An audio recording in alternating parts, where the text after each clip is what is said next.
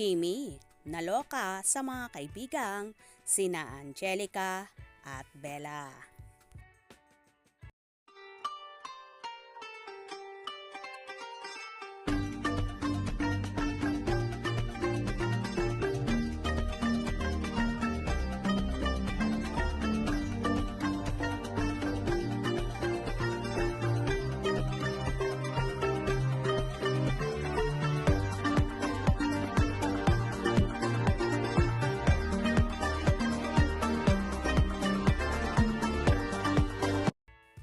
Nakakatuwa ang ipinoste ni Angelica Panganiban sa kanyang Instagram kung saan so cute.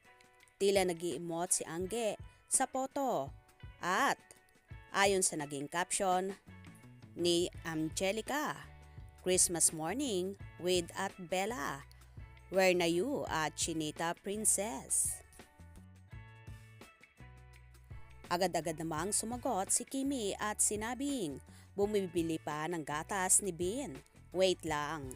Sumagot din ang BFF nilang si Bella at sinabing, love you.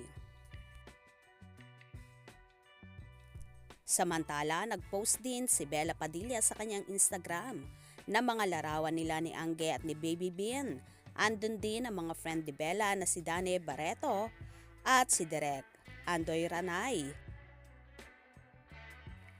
Ayon sa naging post ni Bella, LA, thank you at I am Angelica P for the best.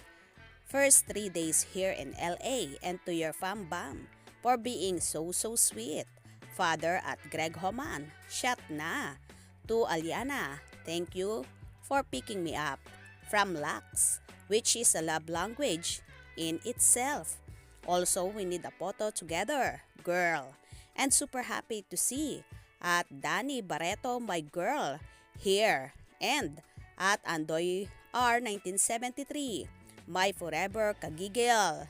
And a quick mini reunion with at Chowampil. And at Faustino Pineira. Can't wait to see you at Chinita Princess. Masaya ngang nag-celebrate ng Pasko together ang mag-anak ni Angge kasama mga kaibigang sina Bella at Derek Andoy Ranay.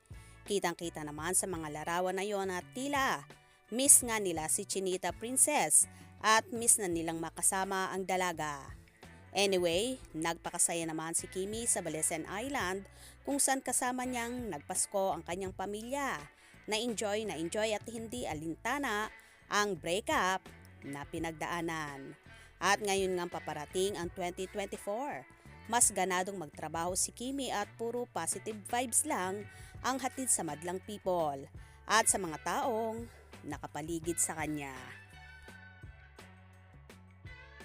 Well, sana soon magkita-kita na ulit ang Becky at muling magkabanding.